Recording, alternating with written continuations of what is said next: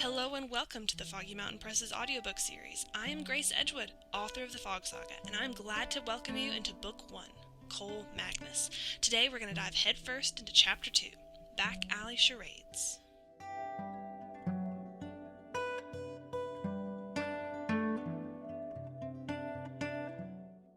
The following day, we decided to risk the town once more. This brought the worry of capture and the promise of something new. A new pair of clothes, a new shop to steal from, a new town to be banished from. I'd realized long ago that my mind had two modes, prank mode and Lyla mode. Sometimes it was hard to keep both sides from merging into one chaotic mood. If I didn't shut off the side of me that was always on the run fighting to stay alive, I found myself not being the brother I'd promised to be. Other times, while scurrying from place to place, my Lyla side got too headstrong. I gave out trust or benefit of the doubt to every stranger we met, and that always ended in my arrest. There were other times, like now, when both sides of my personality worked together simultaneously. I snuck up the worn wooden steps of the farmer's house. I climbed the front porch's beam and climbed inside through an open window on the second story. I touched down quietly in a meek little bedroom. The floorboards squeaked under my silently stealthy feet. I would have nicked a piece of jewelry, if any had been available. I snuck to the closet and picked out a nice-looking dress, a pair of pants, and a shirt. Feeling strangely alone, I crept downstairs. No one was home. The kitchen was empty, except for a singular pot left over the coals of the stove. Keeping Sunday lunch warm, I guessed. Hopefully, the church service would last long enough for me to return the clothes I needed. A traditional dress for Lyla. Actual pants for me. I left her in the hen house while I changed outside.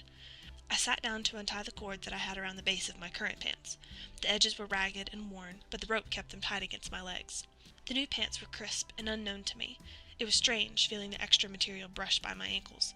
I still didn't have any shoes, but I didn't want any. But I'd never liked having shoes pinch at my heels.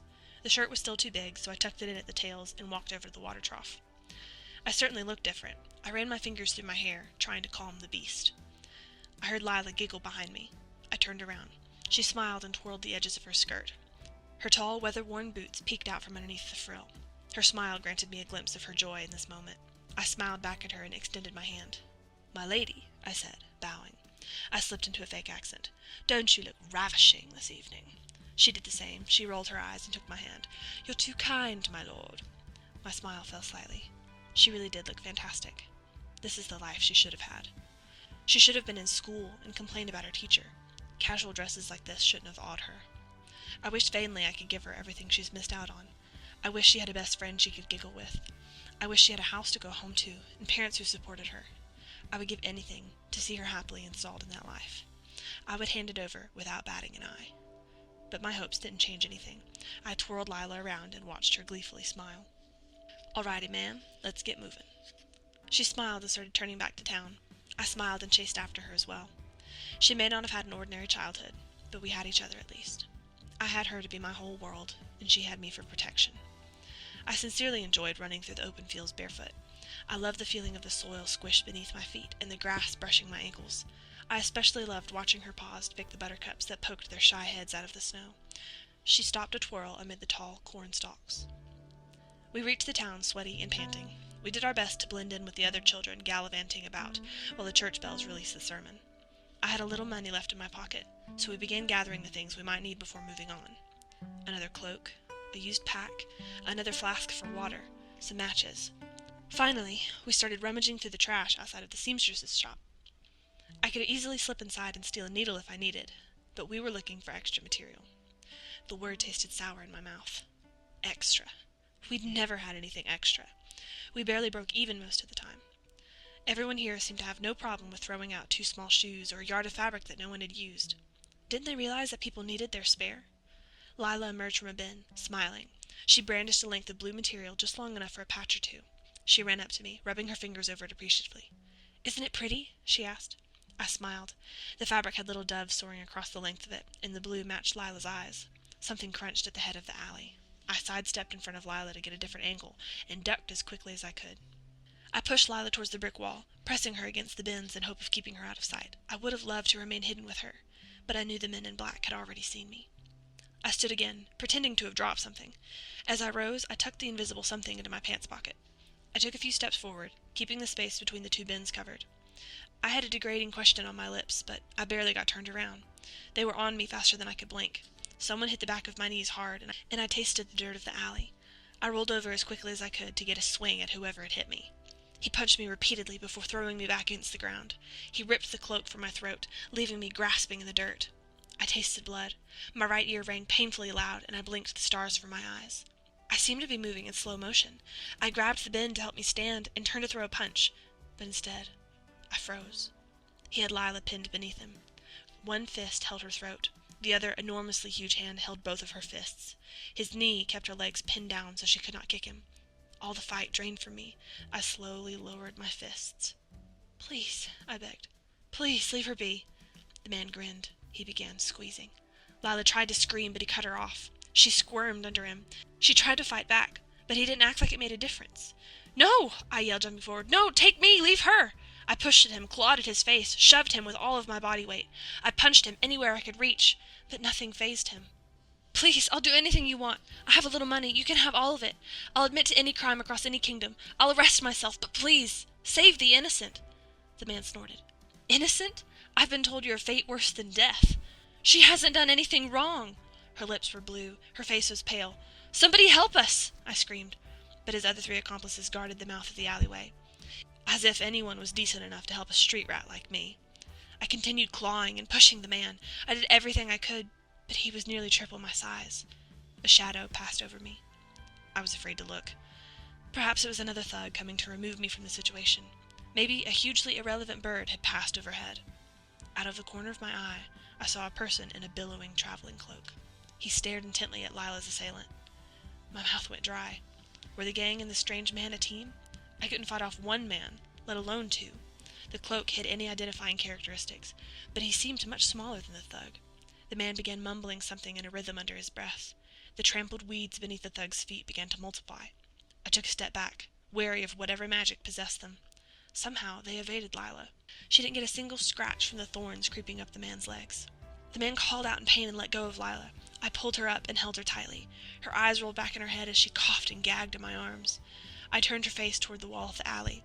I pressed myself against the bins, as far as I could get from the tangle of vines. But I kept my eyes glued to the fight in front of me. The thug tried to pull the vines off of himself, but the more he pulled, the faster they grew. The cloaked man whirled toward the thugs guarding the entrance. He scooped up some dust from the ground and blew it in their direction. It whipped around them, blinding them. Without warning, the very ground beneath them swallowed them whole. A strangled gasp escaped me.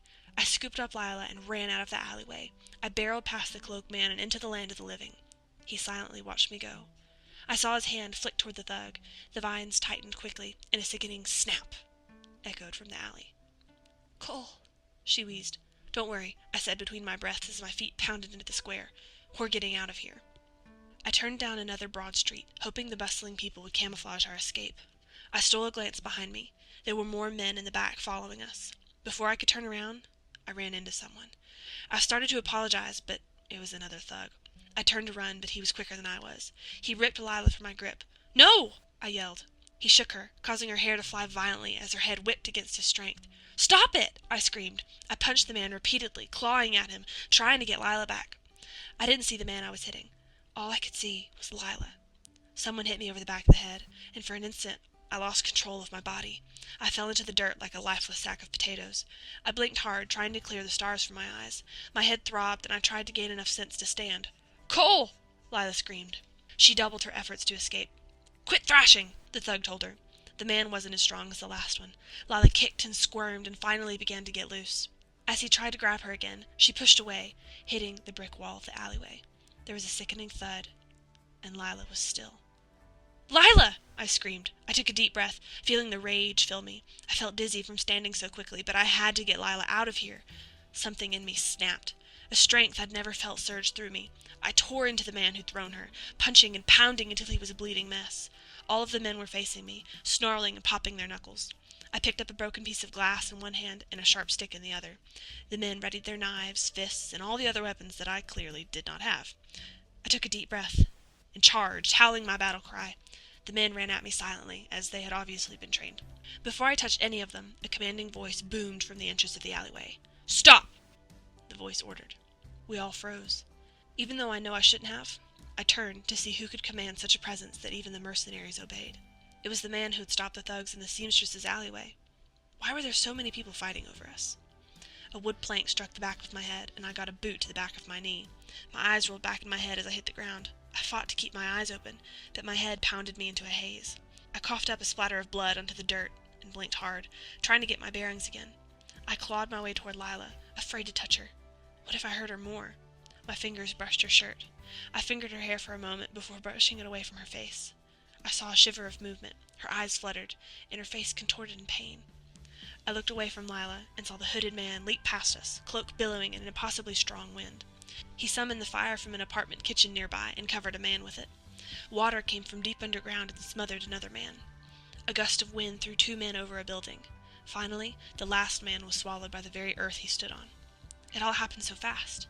All the while, I clung to Lyla, trying to shield her from the battle before us. Her eyelids fluttered, but still she did not move. How could I have ever let this happen? We were so close to Rolling Acres, to freedom. How could we ever live out that dream now? I could never make it on my own. The lights around me seemed dim. Living seemed less sweet. If she died, I might as well go with her. I tried to keep the tears from my eyes. The fight wasn't over yet. When the man finished with the thugs, he sensed my gaze. He stood again, letting his arms hang freely by his side. He addressed me, but still did not turn around. "Yes, young man, you wish to speak." I fumbled for words. What did I say to the man who had just saved our lives? I had that, I complained selfishly. I could have taken 7 fully trained men in a dark alley before you and your...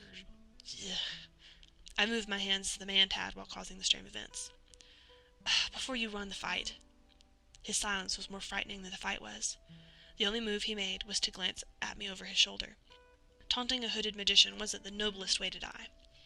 I wished I had just kept my mouth shut. His steady gaze drifted from me to Lyla. I followed suit. In desperation, I gripped her arms and shook her gently. "You're going to be okay," I mouthed, unable to find my voice. "I'm sorry." "Here, let me," the man said tenderly, fully turning from the opening of the alley. I clung to Lila's body and scooped her into my lap. The man lowered his hood and knelt beside me.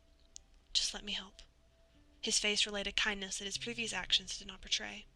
In the books I'd gotten Lyla, wizards were always old and decrepit-looking men who could burst out in moves faster than I could. This man fit none of those descriptions. His chestnut beard was well tended to and closely cropped. He had deep-set eyes and a warm flush to his cheeks. The corners of his eyes held laughter wrinkles, and his fingertips were cut and calloused from 1,000 pages that he had turned. I saw something there that made my fingers loosen their hold. I knew, had the roles been reversed, and it was me in Lila's arms, she wouldn't hesitate. I knew Lyla would like this strange man, but I also knew that I had no other choice.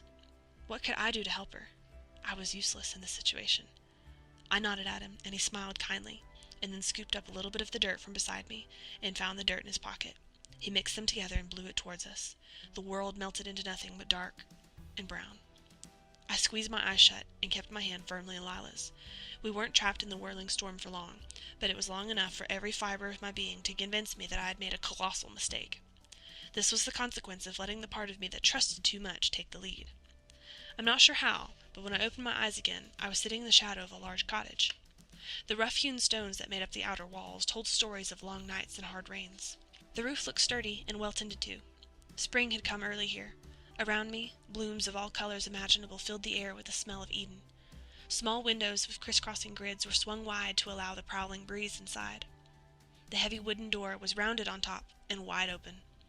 I noticed a small garden to the side with leafy herbs fighting for room. Tomatoes, carrots, and cucumbers all looked ready for eating. A heavy-laden blueberry bush hunkered near the front door.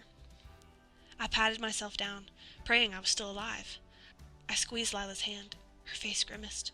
Without a warning, a warm yet gentle breeze lifted Lila's body evenly. She floated there, as if waiting for me to rise too. I struggled to stand. When I did, my head spun. I held my head in my hands and prayed it wouldn't explode. When I managed to step forward, the breeze hoisted her even with my shoulder, and tenderly brought her inside. We passed through a bright kitchen and into a spare bedroom. She was laid gently on one of the 2 beds waiting there. I knelt down, unsure of what to do, so I gripped her hand and prayed for a miracle. I rubbed my eyes and let my head droop a little. "I had hoped you'd find me on your own," said a voice from the doorway. I whirled around, and there stood the man who had saved us in the alleyway. A million questions ran through my mind. Every emotion wanted to register on my face. I fought to quiet the storm and wrestle the waves into submission. "Where are we?" I finally croaked out. He unclipped his cloak and hung it over his arm. Finally, he looked at me. A warm smile spread across his face. Welcome to Riverhaven. And that was Chapter 2 of Cole Magnus. Join us next time as we begin Chapter 3, Riverhaven.